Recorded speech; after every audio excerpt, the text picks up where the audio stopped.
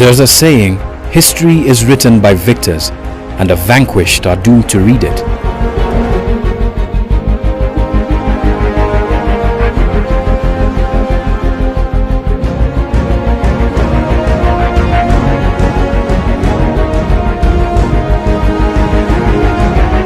Mau Mau is a lawless and savage organization.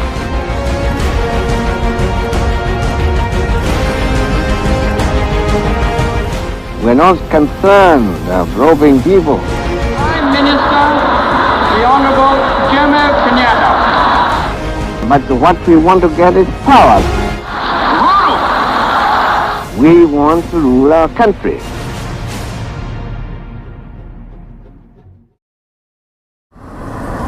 And so, on Monday the 27th of January 1964, Taifa Leo, the preferred newspaper by Kenyan Africans, was sold on the streets of a newly independent Kenya with this headline. Its first paragraph making it clear just who the heroes of the day were at the time. Field Marshal Baimungi sasa ni maiti. Jenerali Chui ni maiti pia. Gaidi mwingine asiye na cheo Kiugu amewawa pia. Vifo hivi vitatu vya viongozi wa wale waliokataa kufuata amri ya baba wa taifa Rais Jomo Kenyatta ya kutoka msituni kabla ya Januari 12 vilitokea jana baada ya jeshi la polisi kuingia msituni huko Meru na kushambulia magaidi hawa na kuwaua.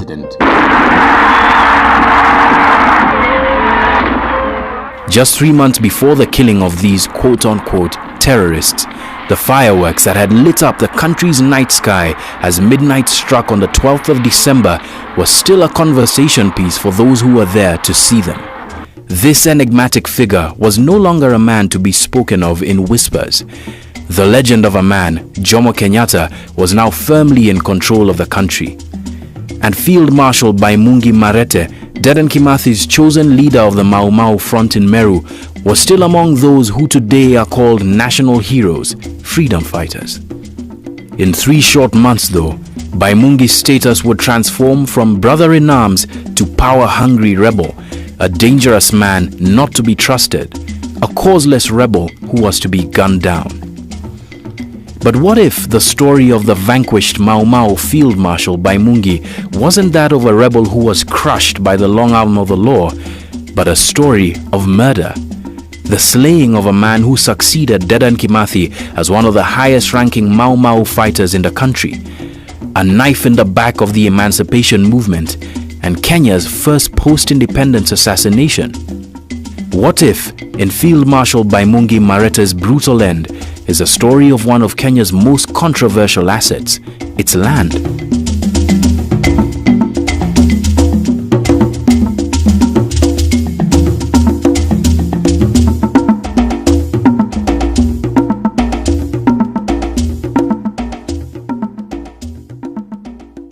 "118 years ago, in 1895, the people living in the land that would become known as Kenya awoke to a new reality, that their land had become a British protectorate. Many of them didn't even know what that meant, but they would soon enough, because that reality would soon be followed by the boots and the bullets of soldiers that would come to enforce the will of the United Kingdom on Kenyans. Laws were signed that stole the land from underneath them, and Kenyans became tenants at will on land that their forefathers had roamed as their own. But the will of the people would not be denied, and they were forced into a struggle that culminated in a joyous ceremony on the 12th of December 1963, when the Union Jack came down and Kenya rose as a newly independent African state. But the joy that was felt on that day and days to follow would soon be replaced by bewilderment, because the land that people had fought for would be retained by a new class of leaders, Kenyan leaders, who used the same laws that colonialists had to retain this very precious resource.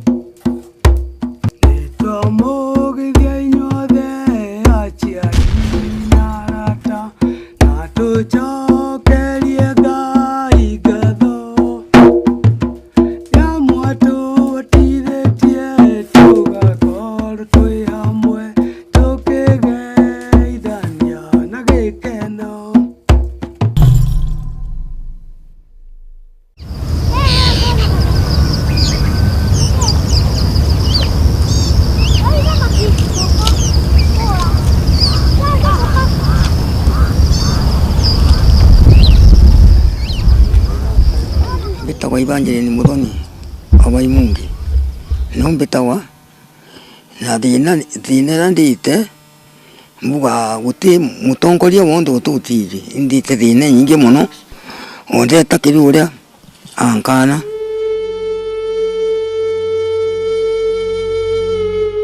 Evangeline M'Marete Baimungi was 37 years old when her husband was killed.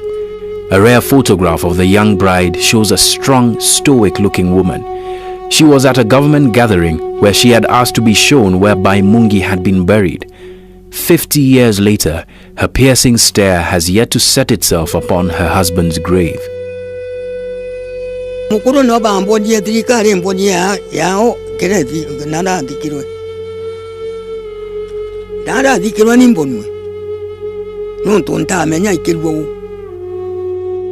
She was particularly bitter.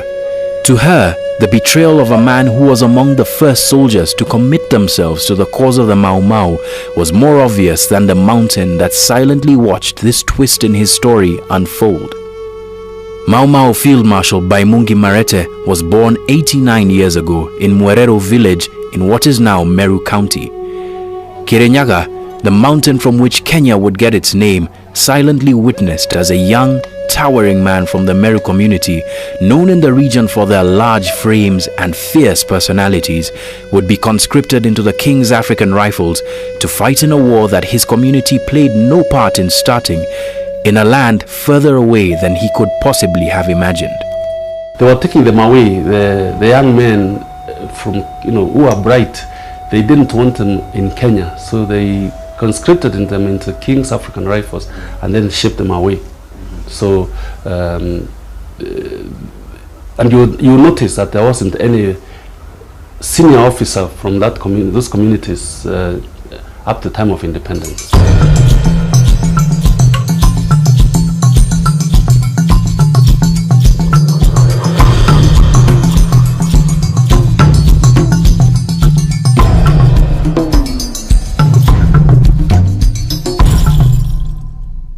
Baimungi would become part of the King's African Rifles and was stationed in Burma during the Second World War.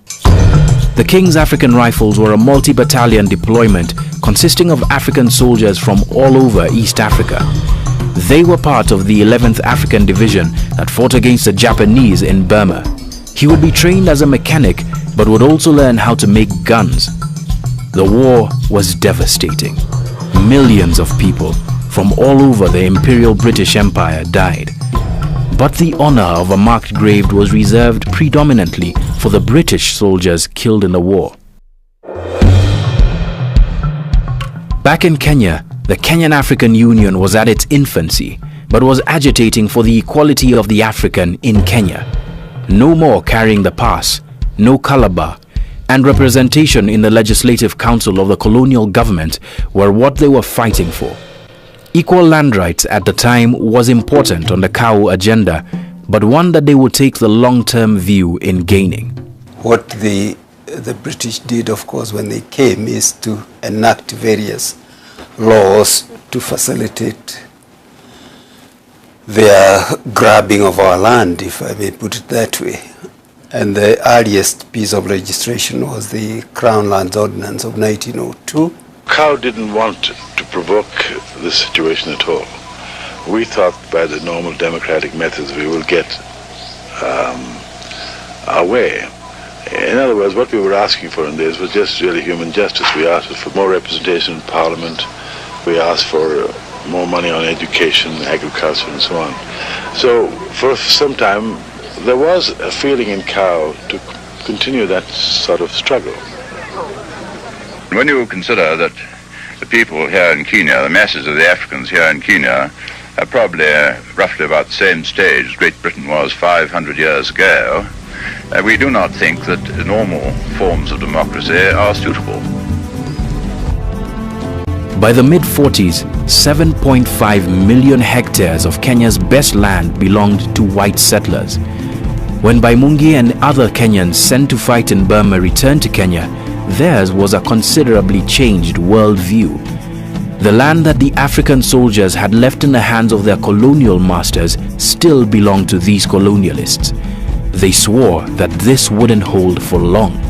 But when these young people came back, first the army had given them education, but more importantly, they had seen white people fearing and crying and shedding tears. Some of them were braver in the Second World War than their white counterparts. So the myth about the white man had been demystified. And when they came back, they were impatient. Wakati nilikuwa katika jeshi ya wabeberu, niligundua mbeberu si rafiki yangu. Ulikuwa katika jeshi ya beberu? Nilikuwa kwa jeshi ya 1939 mpaka 45. Na ukaenda? Basi kwa jeshi nikagundua hasa kabisa huyu mbeberu si rafiki yangu, ananifanya mtumwa na nchini yangu. Mwangi Kairichi also fought in the 11th African Division that went to Burma. His eyes saw a lot of bloodshed then, mostly, he says, of white men. But he also saw an ill treatment and arrogance towards Africans by rank-and-file British soldiers that he couldn't stomach. He was among hundreds of young men in the Rift Valley who were waking up to the reality that the colonialist wasn't prepared to leave Kenya just yet. Mwangi's age mate, John Njoroge, vividly remembers what his parents told him about his colonizers. Wanatufanya kama watu hawana akili, na sisi tuna nini, tunataka mumalizike ama muwafike. Kwa hivyo sisi wakijana yote tukatoka manyumbani. Unatoka na nini? Na mkuki, na kishu ya njora. By 1951, the simmering malcontent of Africans wailed in the wind at the settlers. Settlers who began to notice the significance of what had now become a critical mass of men and women who couldn't stand colonialism anymore.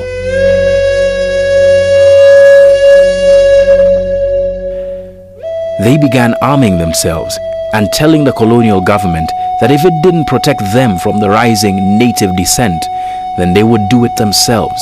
There was far too much carrying of guns, slapping pistols on the bars. At the time, we called them the Kenya cowboys, and of course they loathed that, but that is exactly what they were. This coincided with the arrival of Sir Evelyn Baring to Kenya to take up governorship of what was now East Africa's most commercially viable colony. He was a man who would prove pliable to the interests of the settlers who wanted the rising unrest to be put down hard. That is exactly what would happen. Shortly after Baring's visit to the restive central region, Senior Chief Warohio, a colonial stalwart, was murdered. This would be the trigger that would set off a brutal 8-year campaign against the men and women now branded as a Mau Mau. Kenya indeed had been hived off as the jewel in the colonialist Eastern African colonial crown, but in particular, the highlands stretching from Trans Nzoia down to Kiambu, called the White Highlands, were of particular interest to settlers. The Kalenjin, who truly were amongst the first African communities in Kenya to resist colonialism, had long since been crushed and forced onto the less fertile native reserves created by consecutive laws that robbed Africans of their land. The Talai's spiritual leader at the time, Koitalel Arap Samoei's progeny, was a shadow of its former self. The Maasai community, who had long roamed Kenya's lands from Nairobi to Eldoret, had also been killed off. First by an outbreak of rinderpest which finished off their huge herds, then in successive punitive expeditions organized by the British since 1895. Expeditions were the colonialists' politically correct term for state-sanctioned genocide against resistant African communities. The Maasai first went to court in 1903 to argue for the return of their land rights, but that would prove to be an exercise in futility. The Kikuyu, Embu and Meru communities, whose lands were predominantly in central and eastern Kenya, would also be evicted from their lands. But Kikuyu descent would begin in earnest in Kiambu and Nairobi with the formation of the East African Association, led by arguably Kenya's first trade unionist, Harry Thuku. It would agitate for better welfare for factory and farm workers, but would spur the colonial government into implementing hut taxes and a much-hated kipande system, where all Kikuyu, Embu and Meru men above the age of 17 would have to wear a pass in order to move from one place to another, effectively rendering the burgeoning African business community disabled and planting the seed for violent dissent. Johnston Kamau Wangengi, a water meter reader working in Nairobi, would become part of Kenya's history about a decade after Harry Thuku's efforts were scuppered. He would sail to the United Kingdom in 1929, funded by local contributions, to make Kenyan African representations to the United Kingdom on land alienation. These elders, Jesse, Kamau, and others, who really were the core group that made the decision to fight for the return of their lands, went to Johnston Kamau, and they told him, we want to send you to Britain to take this petition, which they had written. He agreed. His first trip was unsuccessful, but Kamau Wangengi would return to the UK in 1931, staying there until 1946.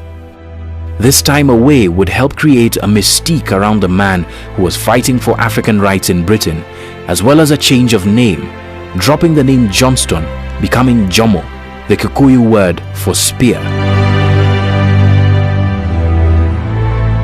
When Jomo Kenyatta returned to Kenya, he found an intransigent colonial government, settlers digging in for the long haul, and a political movement about to be driven underground. Baimungi M'Marete found this unrest bubbling in the blood of his community when he got back from Burma.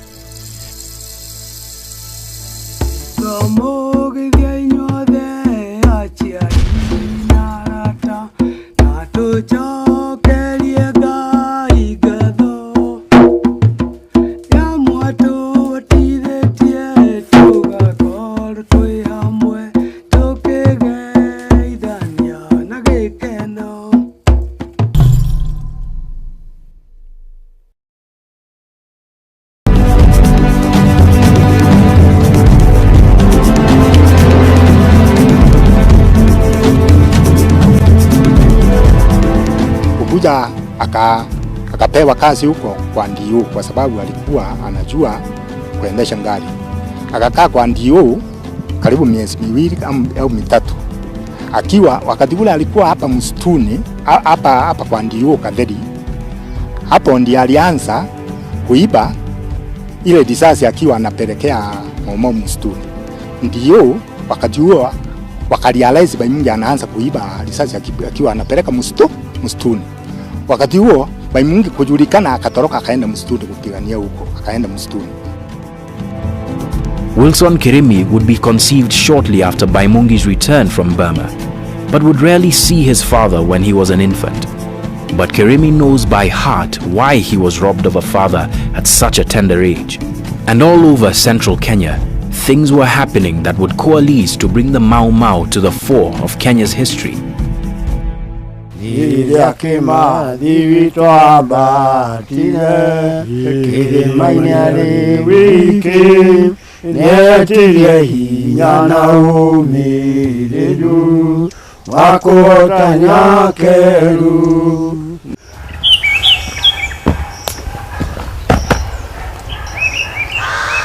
David Wanyoike Mondo salutes in honor of what is almost spiritual ground for the Mau Mau in Nyeri. 64 years ago, hundreds of men gathered here outside Ruringo Stadium to hear Jomo Kenyatta speak to them. This commemorative plaque immortalizes that day. Kimondo would jostle for space amongst a charged crowd of men and women. Men like Captain Kimani, who would later become a fierce Mau Mau fighter, as well as other men who stood behind him. Kimondo was barely in his teens, but he wouldn't miss the opportunity to see Kenyatta in the flesh. Akatuambia amekuja kutujulisha sisi tuko chini ya ukoloni, tuko tumevugwa na mkoloni, tunawekwa minyororo. Kwa hivyo tujitayarishe, tumufukuze, tumuondoe, atuache sisi tuko huru, atutoe kwa hiyo minyororo. Yeye atashika puda mdomo, na wakati atashika mdomo, sisi tutashika miguu ya nyuma. Akauliza kama sisi tunaweza kuvumilia hiyo mateke ya punda. Tukamwambia tutaweza. The clarion call had sounded. Shortly afterward, Jomo Kenyatta was arrested along 180 political leaders from across the region in an operation named Jock Scott. Troops are in the streets of Nairobi. Sir Evelyn Baring, the governor, salutes the men of the Lancashire Fusiliers who have flown in to help clear his colony of the Mau Mau menace, which has struck fear into Kenya's very heart. Later, Operation Anvil, in which British colonial forces began screening Kikuyu, Embu and Meru men and women in Nairobi and busing them back to their respective homes, began. The drums of war were beating. The men Kenyatta had met and hundreds of others to whom his message would be retold went into the forests. From the Aberdares to Molo Forest and all over Central and Eastern, the Mau Mau began their campaign. This Mau Mau is a lawless and savage organization, and I must at all costs see that respect for law and order is obtained.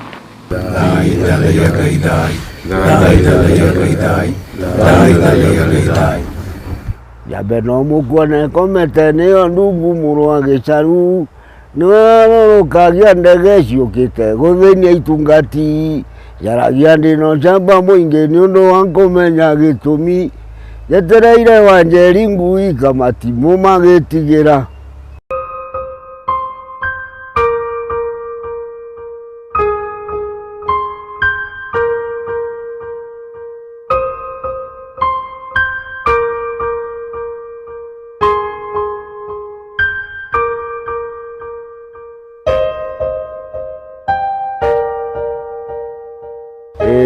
Ilikuwa tunapigana na wasungu na wengine walikuwa wanaitwa home guard.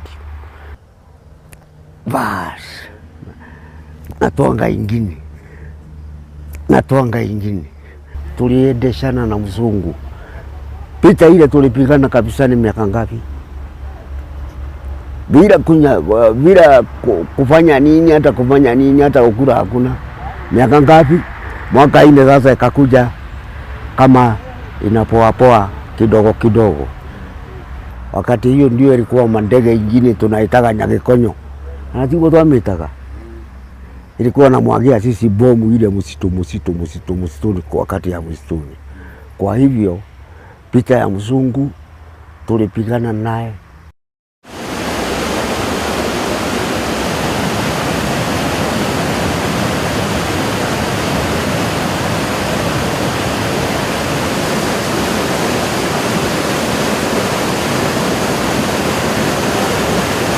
Hapa ni pahali ilikuwa daki ya Mau Mau, na tulikuwa tunaamini hapa hakuna wazungu wataweza kutupata.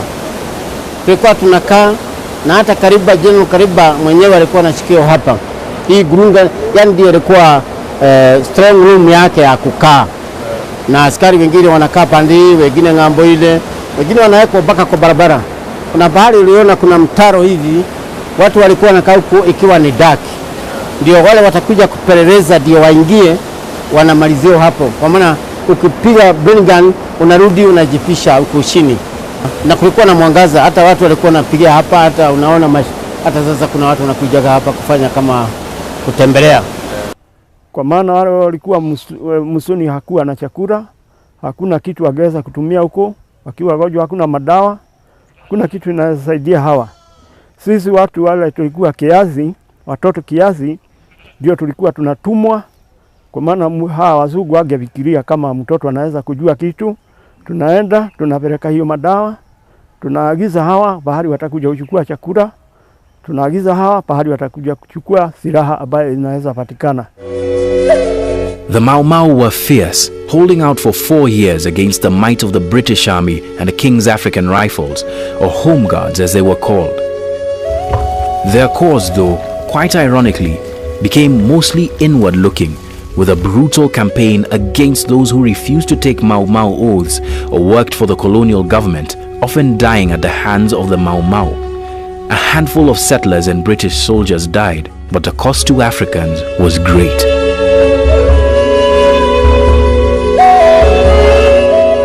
Eventually, a brutal campaign of force and propaganda slowly suffocated the fire of the Mau Mau movement. Kenya is the battlefield of a conflict that cannot end until the Mau Mau is dissolved forever.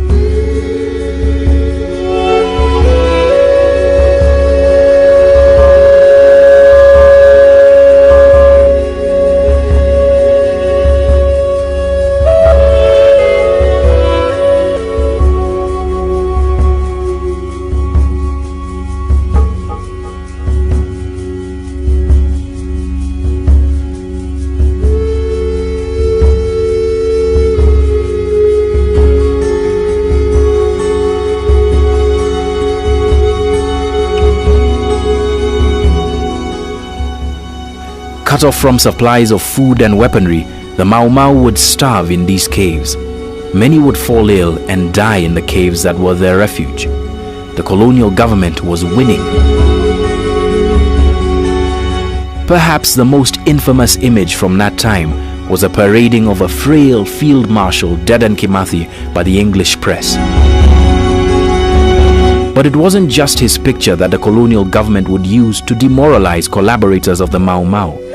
Pictures like these of fighters killed by the army were often in the papers and in leaflets strewn far and wide. Baimungi, now among the top leadership of the Mau Mau, was still at large. Little is known about where he was exactly, but accounts of where the Meru wing of the Mau Mau was concentrated would place him in the central Meru region. He would likely have needed to subsist on local communities that were known to him. But to stay free, he and his battalion would also have to keep moving, lest they meet the fate that befell many of their brothers in arms. Kwa bahati mzuri ya Mungu kweli hatukukucha sisi wote, tulibakia na wale waliisha walikwisha. Kuja kwa nyumba yetu yangu ya mama yangu, sisi tulibakia wawili tu, waine walisasi tu. Henry Bushman Kibuchi fought in the Mau Mau battalion based in Kirinyaga. He says he would look to the mountain for inspiration. His gaze is now unsteady because of how much he shakes. It's not because of old age, he says. Si tulikuwa napiga watu na home guard. Mwingereza anasimama hapo. Tuwangu kabisa. The British Army had its foot on the throat of the Mau Mau at this time. Mass arrest campaigns had been initiated, concentrated in central and eastern Kenya. This would mark the beginning of a period that will live in infamy in the minds of any Mau Mau fighter who was caught by the colonialists. Part of their incarceration would include them running a gauntlet of brutal torture meant for them to renounce their oaths, described in the most innocuous of words, the pipeline. Some behind wire are fanatics, men who have taken degrading and beastly oaths, which put them beyond the pale of human society. Others, only tainted with subversive doctrines, are being shown the error of their ways and are slowly being rehabilitated. In fact, I blame myself that I haven't got the records somewhere. The towering frame of one-time Kenyatta-era cabinet minister and Mau Mau sympathizer Waruru Kanja moves much slower than it used to. It was a long time ago, the war. The fog of old age has made his recollection of day-to-day events difficult at times.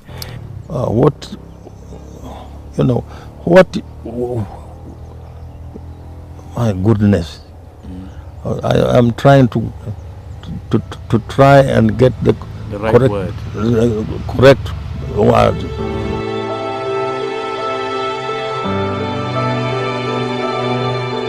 But he too remembers the quote-unquote rehabilitation that the British spoke of. They had worked out the methodology of wiping out people. That people died, many people died, as a result of the violence administered. Testicles were screwed off, people were punched silly, they were given cold water treatment, they were given electric shock treatment.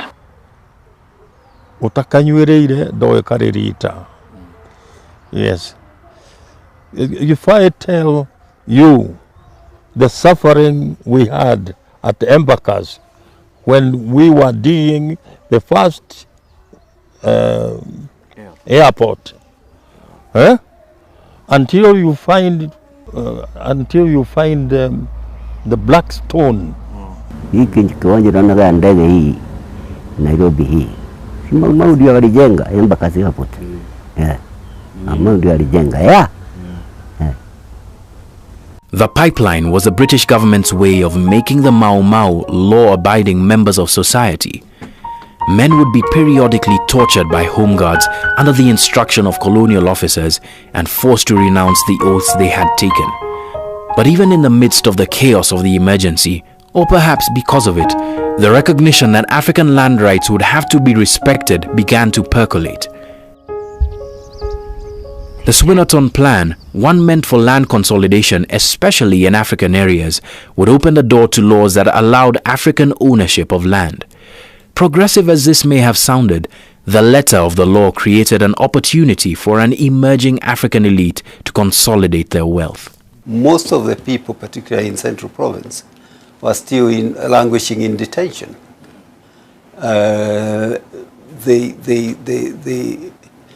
So you can probably say that it was like a conspiracy. Let's give away or deal with their land while they are in prison.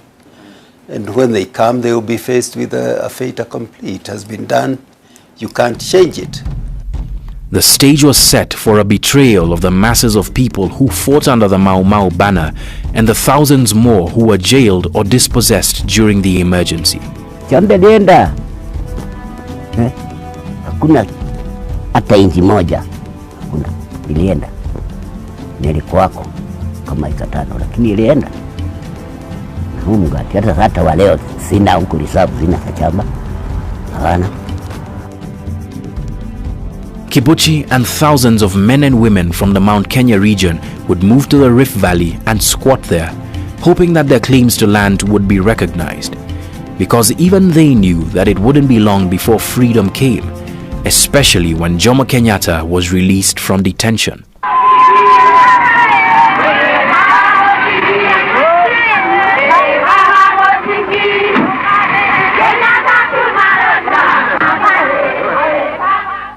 When do you want independence for Kenya? Today. It was now apparent that colonialism would end. The Conservative Party in Britain, considered the party of the empire, had just been re-elected, and Prime Minister Harold Macmillan was acutely aware that the empire was in decline, stating that colonialism could no longer persist in Africa in his famous Winds of Change speech. That was the spirit that met the men who went to the Lancaster House talks. Freedom would soon be upon them, but land still was a stumbling block. Eventually, an agreement was struck that the land question would be dealt with on 3 levels. The government would set up a committee of resettlement fund trustees who would oversee the disbursement of a fund underwritten by the British for the purchase of land by smallholder and large-scale African landowners in what was called the Million Acre Scheme.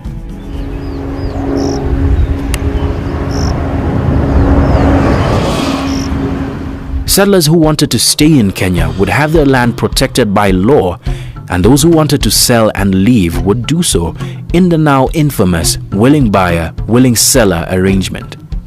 This would appease Britain, as well as many settlers in Kenya who were furious at the pace at which the colonial legacy was unraveling. But still, the march towards freedom was on course. The Kenyan African National Union, KANU, was born out of KAU, the political movement banned before the emergency. African representation in the colonial government expanded. Prime Minister, the Honorable Jomo Kenyatta. Soon, self-rule was attained, and the official date of independence was set. One last thing was left for the Kenyatta government to do: ensure a voluntary disarmament of the Mau Mau. Ulipatikana makosa kidogo. Wakati bunduki zilikuwa zikipelekwa Nyeri, ilikuwa ikitakikana sisi wote tukitanja ati mimi ni mtu wa Murang'a na nina bunduki. Mimi ni mtu wa Nyeri na nina bunduki. Mimi ni mtu wa Kiambu na nina bunduki. Mimi ni mtu wa Embu na nina bunduki. Na mimi ni mtu wa Meru na nina bunduki. Hapo nikafikiria sana. Kule Rift Valley hakukuwa na mtu alikuwa na bunduki na akimenyana na beberu. Nikakataa na bunduki nusu. Nikiwa Elbago. Kukataa na bunduki nusu, Kenyatta kupata habari akatuma Bwana Waiyaki. Bwana Waiyaki ndiye alikuwa Minister of Defense. Akatumwa kwangu. Akaja tukazungumza, hatukuelewana. Akarudi kwa Kenyatta, akamueleza vile nilimueleza, akamueleza, Kenyatta akakubali. Akamtuma tena. Akaja tukazungumza, tukazikizana tena akarudi. Kurudi huko, yale mambo yalifanyika huko, mimi kuletewa nikakubali. Nikaona kweli hizi bunduki hata nikiwa nazo hapa na utawala umefika ni ya nini, na tayari tumepokea utawala. Basi nikatayarisha kila jambo lote na ikawa sawa, na nikapea Waiyaki bunduki mwenyewe ampelekea mzee. Akachukua akaenda, na mimi nikapaki kwa kiwanja na watu 7,053.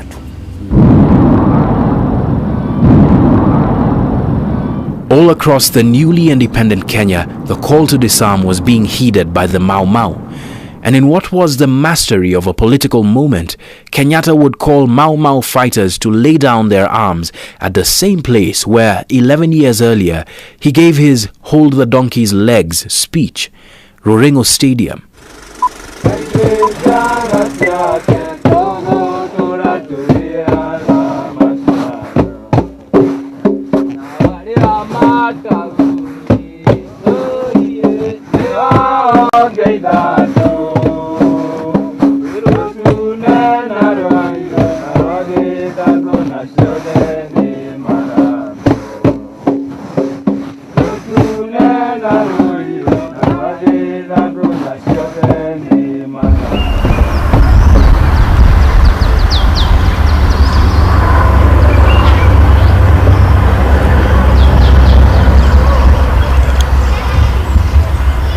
This is Roringo Stadium, one of the oldest ones in Kenya. But Roringo was also a stage 50 years ago to a continuing drama in the newly independent Kenya. And here's why. The bonds of colonialism had just fallen away. Jomo Kenyatta was able to muzzle the donkey that he had spoken about on the outer edges of Roringo. And the Mau Mau, albeit with a lot of pain, suffering and death, were able to endure that donkey's kicks. So now they came to Roringo not just to hand over their weapons, but to hear what lay in store for them. After all, they were the country's freedom fighters. But what they heard was altogether different from what they had expected. Jomo Kenyatta said to them in Kiswahili, "Hakuna cha bure," meaning that there's nothing for free. So they would have to pay for the land that they had just fought for.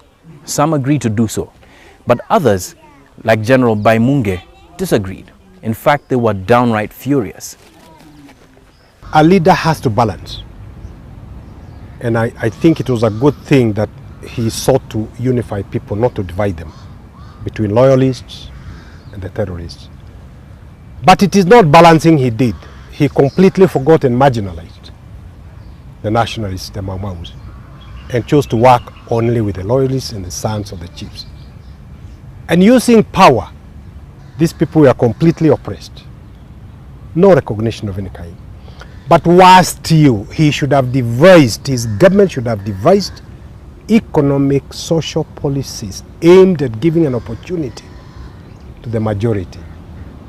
But the policies that continued were those inherited from the colonialists. Baimungi and his battalion would refuse to hand over their weapons and went back to Meru. Most accounts of his reasons for rejecting Kenyatta's call to lay down arms have it that land was the central issue. But there are claims that he wanted more than land. Huyu Baimungi akasema hapana.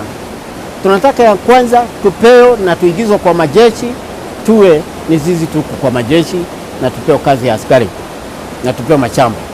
Na serikali ikasema serikali ya leo ama askari wa leo si kama wakati ule, mpaka msomeshwe mfanye na nyinyi wengi ni wazee, lakini watoto wenu watapata. Basi akasema hapana, machati nyingi tupeo mapesa, tupeo mashamba.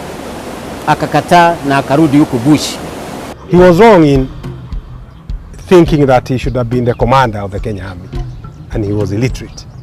Baimungi didn't want anything like that. Baimungi simply challenged Kenyatta's idea, Kenyatta's interpretation of the land question, and insisted that the minimum those people should get is be allocated land that was fertile, that was economically viable at no cost. Wewe unakubaliana na vile Baimungi alifanya kurudi msituni? Yes. Kwa maana aliona tunaumizwa. Na kile kilimpeleka msituni ni mchanga hii, na yeye hana hata inchi moja. Alijitoa moyo na damu apiganie Kenya hii, Mwereeru waondoke, apate chamba, lakini hana. Sasa naona mambo ikawa mbaya upande mmoja na upande mwingine ikawa mzuri. This photograph of Baimungi was taken at Kinoru Stadium in Meru, the day after Baimungi had stormed out of the Roringo meeting. With Baimungi are other Mau Mau fighters from the region and the man who would become Kenyatta's point man in Meru, Kenyatta's Lands and Settlement Minister, Jackson Angaine. Angaine had been dispatched by Kenyatta to negotiate the surrender of arms of Baimungi and his battalion. The picture seems to say that Angaine was successful, but Baimungi's family says that the field marshal was actually there to dissuade other Mau Mau fighters from disarming. Baimungi's return to the forest may have had the moral support of many Mau Mau, but few outside his battalion joined him. Kenya, ningefikiria msituni tena kufanya nini na mambo yametayarika. Hiyo singekoza. Ningekoza, lakini mimi siwezi kukubali makosa kwa sababu ninaiona. Na siwezi kuingiza tena maajabu mengine na nimpekea kitu fulani na kitu fulani. Hiki kimoja sitafikiriwa. Siwezi kurudi msituni au hiyo siasa. Hata wewe mwenyewe ukifikiria, ukifokea hiki na hiki, ndio kingine bado urudisha pita, kitakwama sababu ya pita. Mlisikia mwito ya mzee, hata hatuwezi pea pisi manapidi. Tukasikia amri ya mzee. Ndio tulindusa punduki Roringo. Kitasema rudisani punduki. The next 3 months were busy ones for Jomo Kenyatta's trusted minister, confidant and brother-in-law, Mbeo Koinange. After the rejection of Angaine's overtures, Baimungi insisted that Koinange was the only one he could trust. The shuttle diplomacy between Meru and Gatundu paid off in a meeting between Baimungi and Kenyatta at Gatundu. A photograph taken after the meeting seemed to have suggested that the deal was cemented. According to his family, Baimungi and his fellow Mau Mau leaders had agreed that they would leave the forest and lay down arms, even returning with gifts from Kenyatta. Weka risasi hapo, akaambiwa sasa hizi sitaenda museum. Kuanzia hapo akaenda mpaka kwa Kenyatta. Kwenda kwa Kenyatta wakakutana na Kenyatta. Kukutana na Kenyatta akapewa Land Rover, aina ya Land Rover KLFA 660, na akapewa bendera sita ya manjano yake. But by January 1964, Baimungi was still in the forest. The accounts of why he and a number of Mau Mau generals remained differ. The commanders of his battalion He was actually telling them, we've agreed with Jomo, we must now leave. Jomo Kenyatta had run out of patience. On January the 12th, 1964, he ordered that any Mau Mau fighters who had yet to lay down their arms should leave the forest, failure to which they would be forcibly removed. Baimungi stayed put. A tense lull would envelope Meru as a standoff ensued. What Baimungi did not know was that the quiet merely gave the government time to organize an expedition of administration police to smoke him out. Usiku wa manane kama saa 11 ndio walitoka hapo wakaenda wakavahamia kambi ya Baimungi hapo karibu na msitu. Baimungi akurawa akurukirira ngari kuma mwitone akurukirira ikimba kwite. Iya kwite. Na mwekurura ibo bari nawe. Mwekuru ari mwitone kinyawe. And he was persuading his battalions to come out of the forest.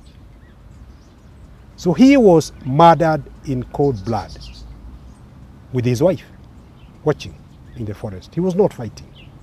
They were hunted down and some of them even died in the process. Very, very, very unfortunate way of dealing with people who spent years in those forests fighting for this land. I would have thought it should have been possible to talk to those people. The killing of Field Marshal Baimungi would be amongst the first signs that Kenyatta would not brook any dissent. The conversation around land became one only mentioned in whispers, causing only ripples, but never upsetting the political order. The million-acre scheme kicked off, with Kenyatta leading the charge in giving out titles. According to the law, the president now held all public land in trust for the Kenyans who had entrusted him with leadership. I don't know whether you read Duncan Degwa's book, in Kenyatta's Struggles. I think that's the title.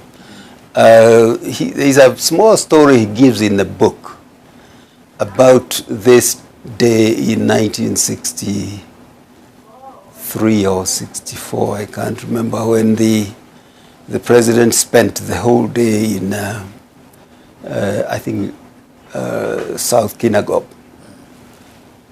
giving out these pieces of settlement plots to the people. And because it was important, obviously, for him to appear to be giving these people land, and they spent the whole day there. I mean, most senior government officials were there, and so on and so on. And towards the end of the exercise, towards the end of the day, they came across one of these Z plots you talked about earlier, and the old man says, for my sweat all day here, I really should have that piece of land, and of course that was it. So it was his.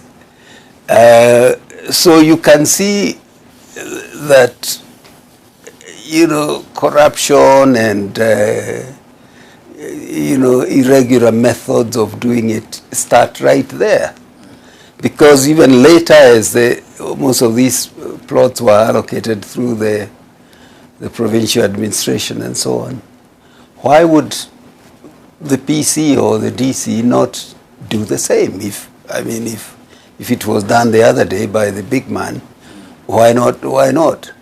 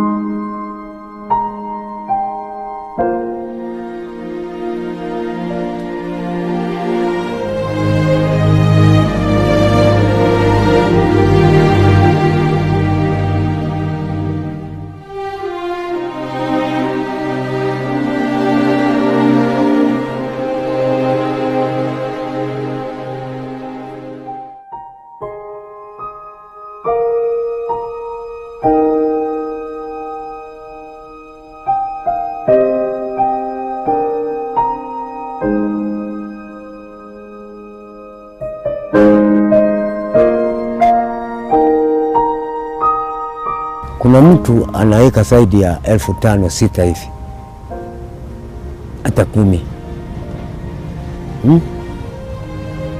na ana shamba hizo ya eka zaidi 5,000-6,000, 10 hivi. Ile pesa aliyonunua shamba nazo kwa msungu fulani alikuwa anaweka begi gani? Hakukukua. For the 40 years of Kenyatta's and then former President Moi's rule, there was no substantive attempt to address the question of the abuse of the trust that the public had put in its leadership on matters of land. Land became the springboard for almost all corruption, but also the source of some of the country's bloodiest disputes. Stories of the Mau Mau would become anecdotes of history, fable-like heroes from a time long gone by, the foundation upon which the freedoms that the country enjoys was built, when in truth, they and what they had stood for was progressively ignored by successive regimes. Nitahifadhi, nitailinda na kuitetea katiba ya Kenya kwa mujibu wa sheria ilivyowekwa. Ewe Mwenyezi Mungu, nisaidie. But when Mwai Kibaki ascended to power in 2003, things seemed like they were bound to change. President Kibaki also set about setting up the commission to look into the illegal or irregular allocation of land in Kenya. What a lot of the ruling elite were not prepared for was that this commission would actually do its job. Names of the high and mighty, including those of family members of Kenya's first 2 presidents, opposition leaders, civil servants, and millionaires, were named as having procured land in Kenya illegally. Field Marshal Baimungi's story is still being written. In 2006, former Member of Parliament Gitobo Imanyara took President Jomo Kenyatta's son, the then leader of the party that his father led, and the leader of the opposition, to visit Muthoni Baimungi in what Imanyara thought would be the start of a progress of redress. Evangeline Muthoni M'Marete now lives on a small piece of land bought by her children. She still clings to many memories of her husband, the man she knows to be a hero slain by his brothers. And she is still unbowed by the passing of time, in the hope that she will see justice done to one of the Mau Mau's most controversial figures that was never written about. In her books, Baimungi M'Marete remains the first son of the soil murdered by his kin in a nation that had barely taken its first steps.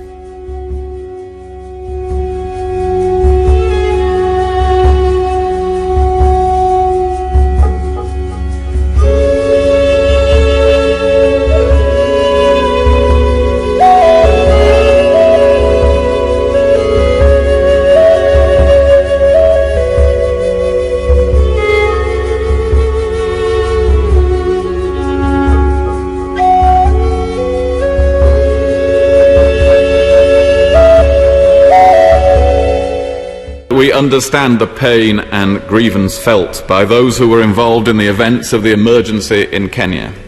The British government recognises that Kenyans were subject to torture and other forms of ill treatment at the hands of the colonial administration. The British government sincerely regrets that these abuses took place and that they marred Kenya's progress towards independence.